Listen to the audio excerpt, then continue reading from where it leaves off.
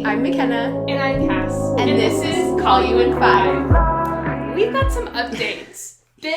Big Christmas miracle updates. McKenna? Yes. My update is Leela is going to be a big sister. Yay! And I actually haven't said this on the internet yet, but we know the gender. And so you're going to be the first to hear. Can I share it? It's a drum roll. Girl. It's a girl. Yeah.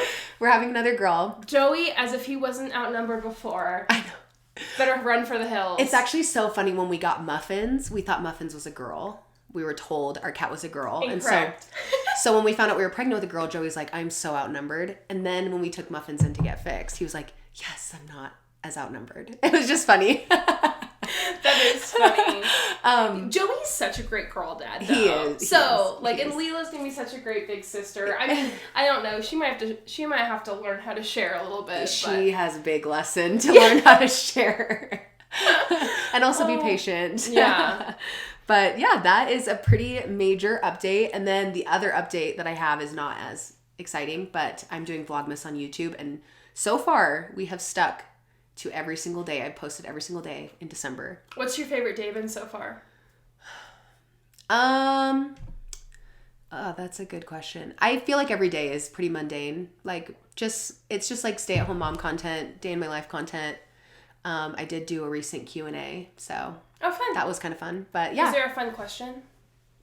Everybody was just asking about my pregnancy. Totally. Everybody was like... Especially now that you've gone backwards and, done the 8-week, all the updates that you were, taking before you could post them. Yep, I'm sure people have, lots of questions. Yes, yeah, and, how I figured out and stuff like that. So, yeah, if you want to watch it, you can go over there.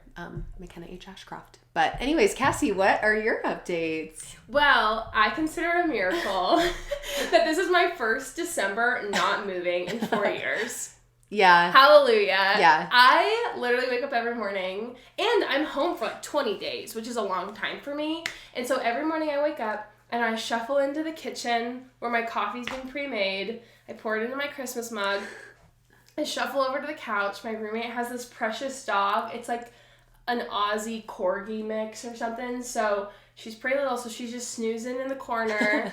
And I have my quiet time in the morning with the Christmas tree lights on, and I'm just thank you that I'm not moving this month. I just You're feel finally so able grateful. to have a routine. Yeah. And just be in your routine. The stability is refreshing beyond explanation. So that's been really sweet. To just feel settled, and also as I'm starting to plan out 2024 for her sorority journey from speaking and conferences and programs and a couple of the big projects I want to take on, it's just cool to know that where I'm at, I'll be for a while. So that's just been really fun. Yeah.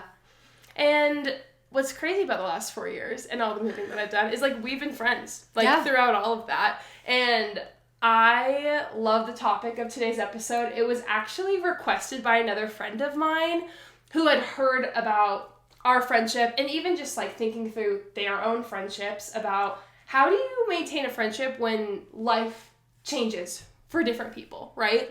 When we met, we were in a pretty similar season of life, right? We were both in serious relationships, having just moved to Denver and getting our bearings on entrepreneurship. And I am now single, and you are now a mom of almost 2. Lots of things have changed in our lives since then. And so I'm really excited to talk partially from our experience and other relationships too about how you sustain friendships that really matter to you even when life changes and seasons change and you aren't in the same place anymore that you once were. Yeah.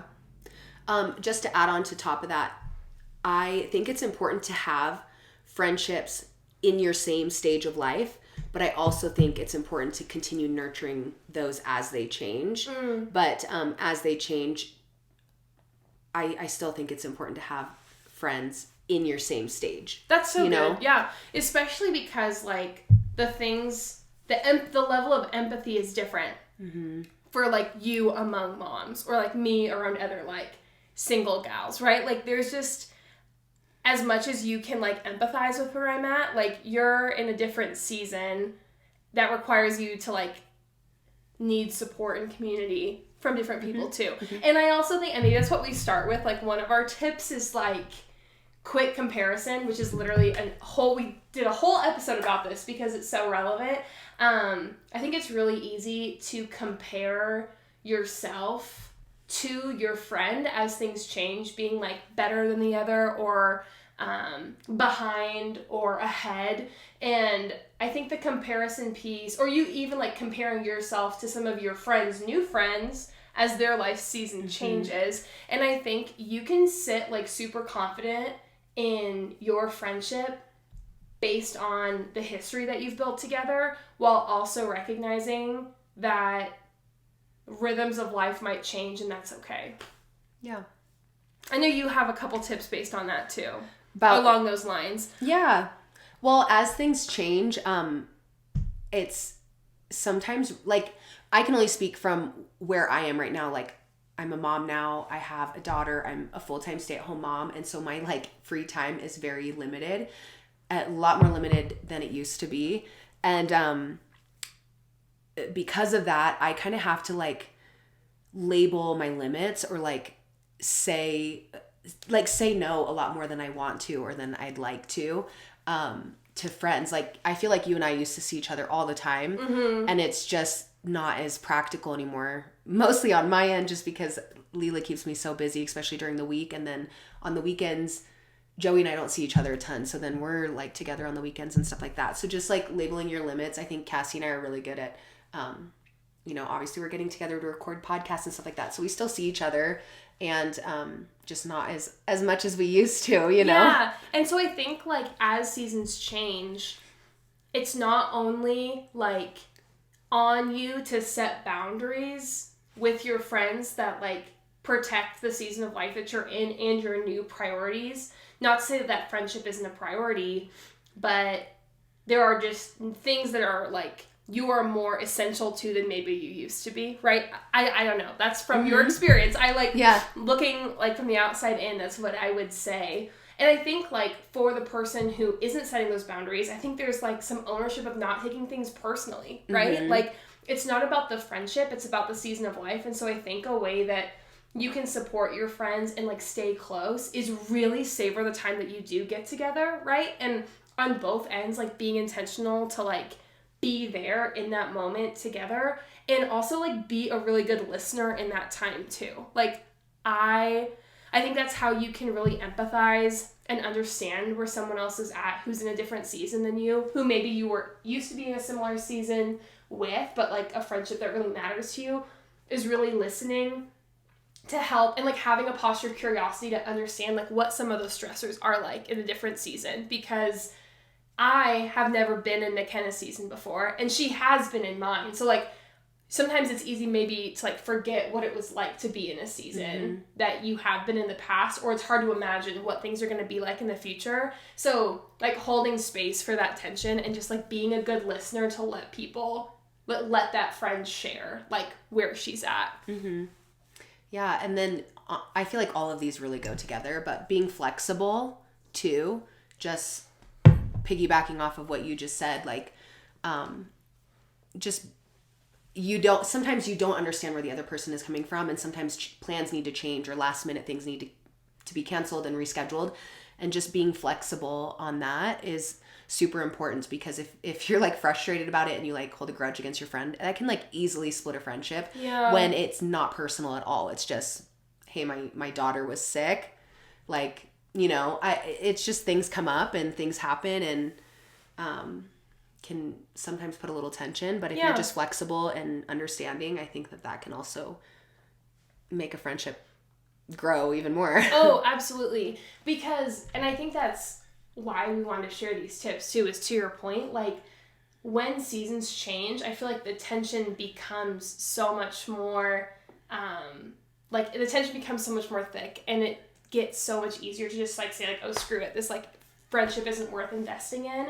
And I think when you're able to like be curious, be flexible, like pick your battles, like almost like family. I feel like some of the friends that you have who are worth going through different seasons with become like family, right? Like, so it's worth it to put in the effort to like pick your battles like you would with a family member, with some of those friends too.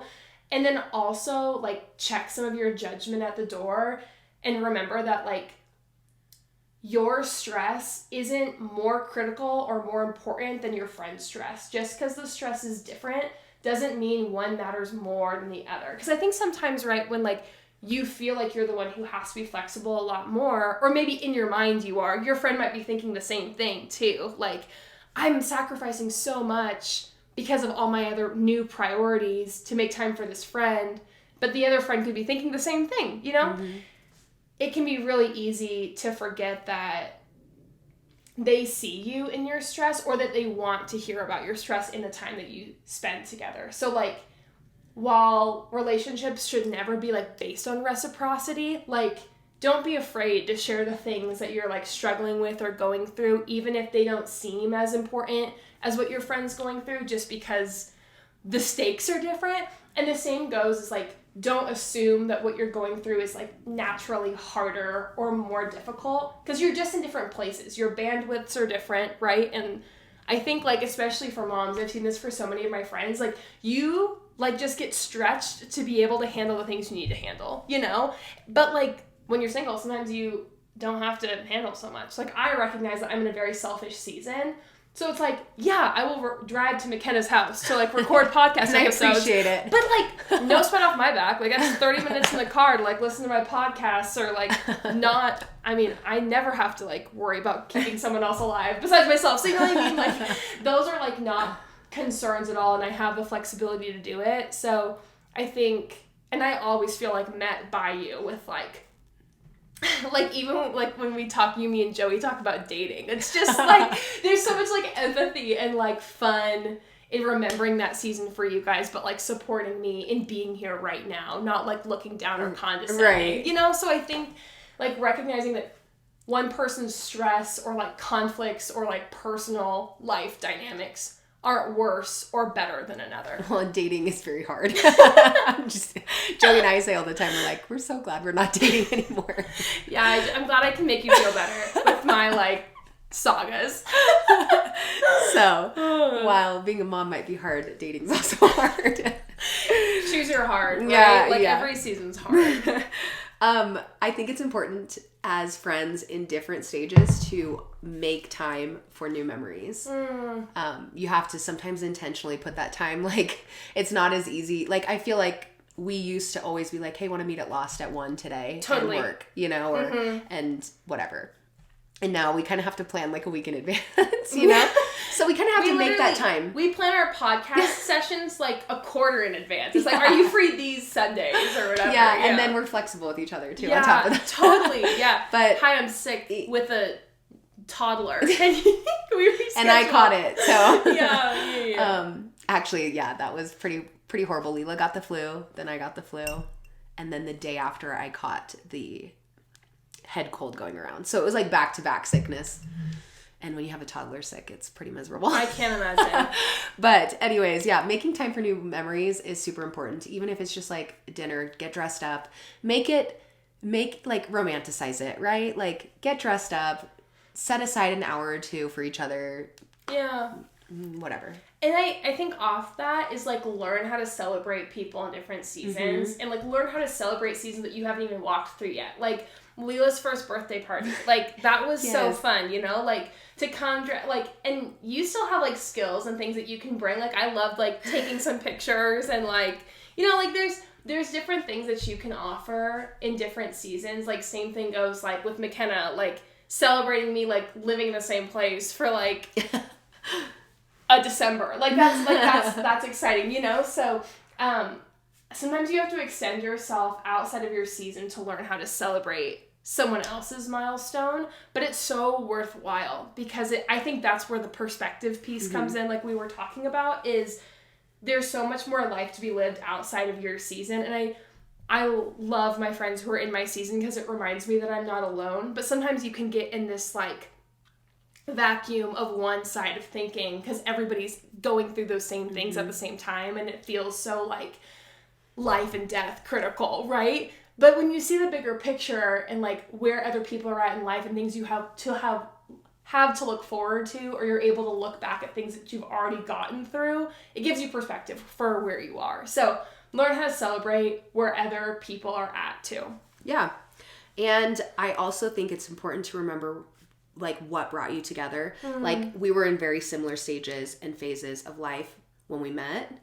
And even though things have changed, I think that both of us are still those same people at heart. And we just have to remember that. Yeah. You know, that's why we're friends in the first place. And we're still those people, even though like the life around us has changed.